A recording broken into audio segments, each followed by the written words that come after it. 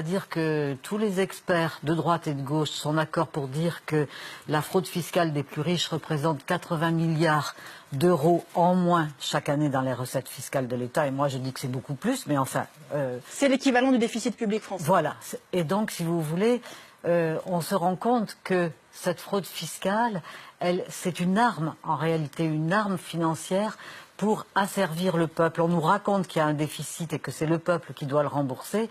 Or, ce déficit, il est construit précisément par ceux qui détiennent tous les rênes du pouvoir jusqu'en haut de l'Élysée. Alors, qu'est-ce qu'on fait ?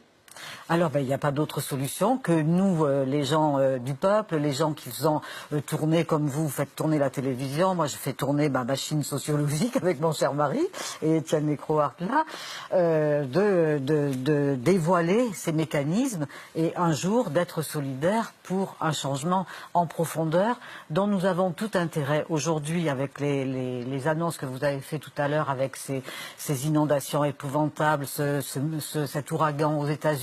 Enfin, on voit bien que le dérèglement climatique est là, et ce dérèglement climatique, c'est véritablement le système capitaliste, les capitalistes, ceux qui sont assoiffés, affamés, gourmandissimes d'argent, sont en train de détruire la planète et l'humanité. Parce que si vous voulez, nous ne sommes pas dans la dénonciation, nous sommes dans le dévoilement du fonctionnement d'une oligarchie hautement prédatrice. Et aujourd'hui, cette oligarchie a un rendez-vous avec nous à un moment où la planète est véritablement en danger et où les processus de déshumanisation des plus pauvres sont mis en route.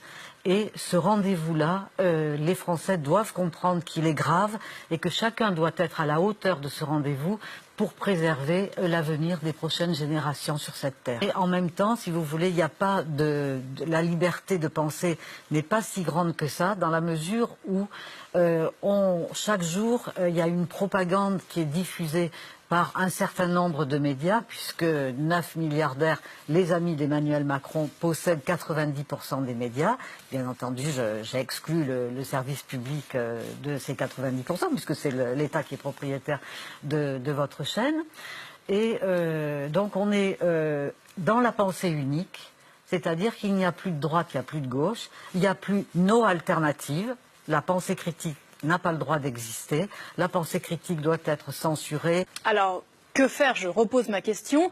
Vers qui se tourner? Est-ce que l'initiative viendra des citoyens? C'est un discours qu'on entend beaucoup en ce moment, mais est-ce que les citoyens ont les moyens? Est-ce qu'ils ont les penseurs qui peuvent les amener à faire quelque chose? Absolument. Il faut que, si vous voulez, que les Français qui travaillent, qui font fonctionner l'économie réelle et qui n'ont pas de l'argent pour spéculer, parce que les 3/4 de l'argent des riches servent à la spéculation, à créer des bulles financières. Et donc c'est nous qui faisons fonctionner le monde de l'économie réelle.